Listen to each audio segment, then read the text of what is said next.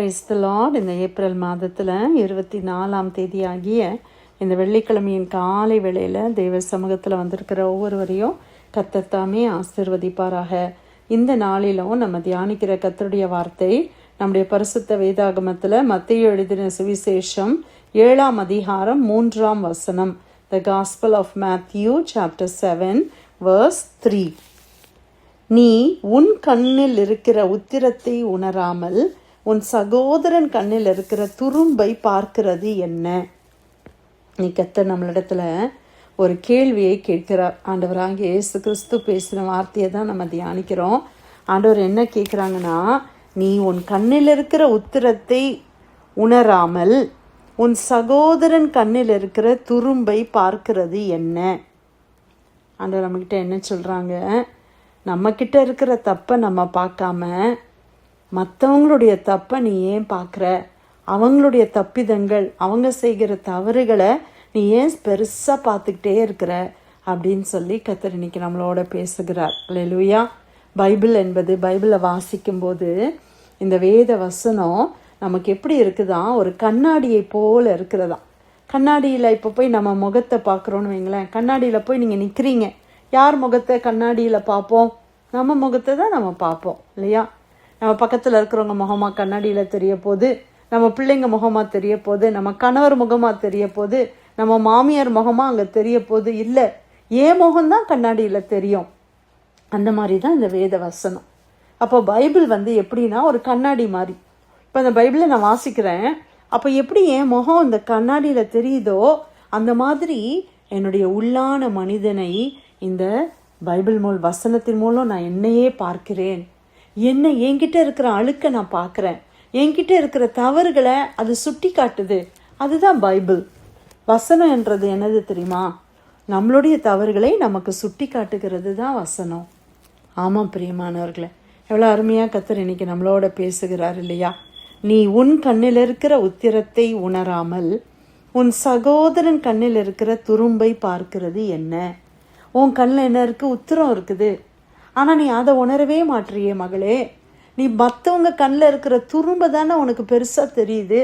ஆனால் உன்னுடைய கண்ணை பாரு, அதில் பெரிய உத்திரம் இருக்குது அப்படின்னு ஆண்டவர் சொல்லுகிறார். இதில் ஒரு சில வசனங்களை நம்மளுடைய பக்தி விருத்திக்காக நான் வாசிக்கிறேன். நீங்கள் குற்றவாளிகள் என்று தீர்க்கப்படாதபடிக்கு மற்றவர்களை குற்றவாளிகள் என்று தீர்க்காதிருங்கள். ஏனெனில் நீங்கள் மற்றவர்களை தீர்க்கிற தீர்ப்பின்படியே நீங்களும் தீர்க்கப்படுவீர்கள். நீங்கள் மற்றவர்களுக்கு அளக்கிற அளவின்படியே உங்களுக்கும் அளக்கப்படும். நீ உன் கண்ணில் இருக்கிற உத்திரத்தை உணராமல் உன் சகோதரன் கண்ணில் இருக்கிற துரும்பை பார்க்கிறது என்ன? இதோ உன் கண்ணில் உத்திரம் இருக்கையில் உன் சகோதரனை நோக்கி, நான் உன் கண்ணில் இருக்கும் துரும்பை எடுத்து போடட்டும் என்று நீ சொல்வது எப்படி? மாயக்காரனே, முன்பு உன் கண்ணில் இருக்கிற உத்திரத்தை எடுத்து போடு, பின்பு உன் சகோதரன் கண்ணில் இருக்கிற துரும்பை எடுத்து போட வகை பார்ப்பாய். எவ்வளோ தெளிவாய் கர்த்தர் பேசுகிறார் இல்லையா? அல்லேலூயா. ஆண்டவர் பூசி மழுவி பேசுகிற தேவன் அல்ல, அவர் டைரக்டாக பேசுகிற தேவன். நம்மக்கிட்ட இருக்கிற தப்பை முதல்ல நம்ம உணரணும். அப்புறமா தான் மற்றவங்களுடைய தவறுகளை நாம் கரெக்ட் பண்ண முடியும். இன்னைக்கு நானே பைபிள் வாசிக்கலை, ஜெபிக்கலை, என் பிள்ளைங்கக்கிட்ட போய் நீ ஏன் பைபிளே வாசிக்க மாட்டுற, ஏன் நீ ஜெபம் பண்ண மாட்டுற, இப்படியா டைமை வேஸ்ட் பண்ணுறது ஃபோனில், நீ ஒழுங்காக ஜெபம் பண்ணு அப்படின்னு நான் சொல்ல முடியுமா? முடியாது. ஏன்னா முதல்ல நானே சரியில்லை. அப்போ ஆண்டவர் சொல்கிறாரு, நம்ம முதல்ல என்ன செய்திடணும்? நம்மளை சரி பண்ணிக்கொள்ளணும். நம்ம நிறைய நேரம் யாராவது நம்மளை கரெக்ட் பண்ணாங்கன்னா உடனே நம்ம என்ன சொல்கிறோம்? யோசித்து பாருங்கள். சின்ன பிள்ளைங்களை மாதிரி தானே நம்மளும் பண்ணுறோம். இன்றைக்கி நம்ம பிள்ளைங்களை நம்ம கரெக்ட் பண்ணுறோம். ஏன் இப்படி பண்ண, ஏன் அண்ணன் அப்படி பேசினேன் அப்படின்னு சொன்னால் உடனே அந்த பிள்ளைங்க என்ன சொல்லுவாங்க? அவன் என்ன சொன்னான் தெரியுமா, அவன் என்னை எப்படி என்ன பண்ணான் தெரியுமா அப்படின்னு சொல்கிறாங்க. அப்போது என்ன சுபாவம், மனுஷ சுபாவம் எப்படி இருக்குதுன்னா, அவங்க அப்படி பண்ணனால தான் நான் இப்படி பண்ணேன் அப்படின்றது.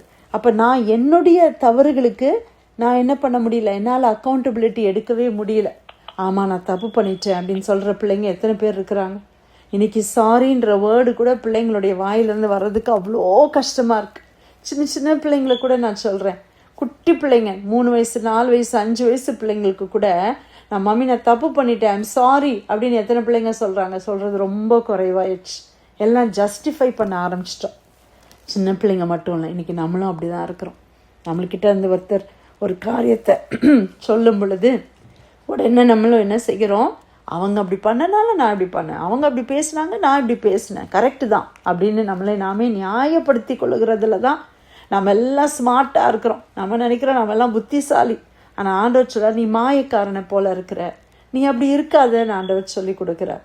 மற்றவங்களுடைய தப்பெல்லாம் உனக்கு பெருசாக தெரிய வேண்டாம், முதல்ல நான் உன்னுடைய தவறை நீ பாரு, உன்னையே நீ சரிப்படுத்திக்கோ அப்படின்னு ஆண்டவர் சொல்கிறார்.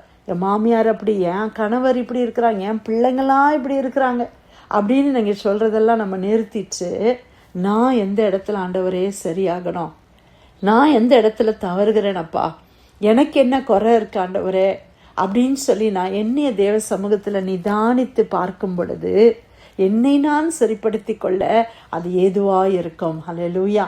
அதுக்கப்புறமா நம்ம சாட்சியினாலேயே கணவனை ரட்சிப்புக்குள்ளே நடத்திடலாம்.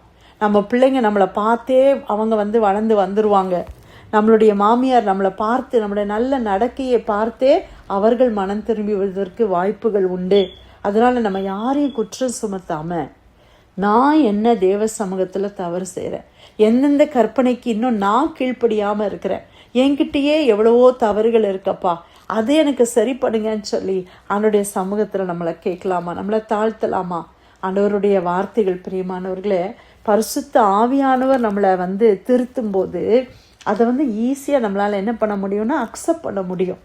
சில நேரத்தில் மனுஷங்க நம்மளை ஏதாச்சும் சொன்னால் உடனே நம்மளுக்கு கோவம் வருது. ஆனால் ஆவியானவர் திருத்தும் போது நம்ம என்ன செய்யணும், உடனே அதை ஈல்டு பண்ணிடணும், உடனே அதை ஒத்துக்கொள்ளணும். அதனால தான் தேவ பிள்ளைகள் சில காரியங்களை சொல்லும் பொழுது, பாஸ்டர்ஸ் சில வார்த்தைகளை சொல்லி பிரசங்கத்தில் நம்மளுக்கு சொல்லி கொடுக்கும்போது உடனே நம்ம அதை அக்செப்ட் பண்ணிக்கொள்ளணும். இப்போ ஞாபகம் வச்சுக்கோங்க, பைபிள் என்பது என்னது? என்னுடைய முகத்தை எனக்கு காண்பிக்கிற கண்ணாடி. ஆமென். பிரசங்கமும் அதே மாதிரி தான். பிரசங்கம் எங்கேருந்து பிரசங்கிக்கிறாங்க? பைபிள்லேருந்து தான் பிரசங்கிக்கிறாங்க. அப்போது பிரசங்கத்தில் பாஸ்டர் ஒரு காரியத்தை சொல்கிறாங்கன்னா அது எனக்காக சொல்லப்படுகிற காரியம், இன்னொருத்தருக்காக அப்படின்னு நம்ம எடுக்கவே கூடாது. அப்படியாய் நம்ம செய்யும்போது என் முகத்தை நான் கண்ணாடியில் பார்க்குறேன், அதில் இருக்கிற தவறுகள் அழுக்கு எல்லாத்தையும் நான் என்ன பண்ணிக்கிறேன், சரி பண்ணிக்கிறேன். அப்படி தானே? அப்படியாக நம்மளை நாமே சரி செய்து கொள்வதற்கு கர்த்தர் அருமையான வசனங்களை கொடுத்திருக்கிறார். இப்போ இன்னைக்குள்ள வசனம் என்னது? மற்றவங்கள நான் குறை சொல்கிறதுக்கு முன்னால் என்கிட்ட இருக்கிற குறைய நான் முதல்ல பார்த்து அதை சரி செய்து கொள்ள வேண்டும். அதை சரி செய்து கொள்கிற பிறகு நான் மற்றவங்கள நான் சொல்லலாம். அவ்வளோ அது வரைக்கும் தான் ஆண்டவர் சொல்கிறார் இல்லையா? நீ உன் கண்ணில் இருக்கிற உத்திரத்தை உணராமல் உன் சகோதரன் கண்ணில் இருக்கிற துரும்பை பார்க்கிறது என்ன? இப்போ என்கிட்ட இருக்கிற தப்பை நான் உணராமல், என்கிட்ட பெரிய தப்பு இருக்குது அதை நான் உணர மாட்டேறேன், ஆனால் என்னுடைய சகோதரன் சகோதரியுடைய கண்ணில் சின்ன துரும்பு தான் இருக்குது, அதை தான் பெருசாக பார்க்குறேன். அவங்க ஏன் இப்படி இருக்கிறாங்க, அவங்க ஏன் அப்படி பேசுகிறாங்க, அவங்க ஏன் அப்படி அன்றைக்கி நடந்துக்கிட்டாங்க, அதுதான் நமக்கு பெருசாக இருக்கே ஒழிய நான் எப்படி இருக்கிறேன், அவங்க என்னையை பற்றி என்ன நினைப்பாங்க, அதை நம்ம கொஞ்சம் சிந்தனையில் கொண்டு வர கர்த்தர் இந்த நாளில் கொடுத்த நல்ல கிருபைக்காய் ஆண்டவரை ஸ்தோத்திரிக்கலாமா?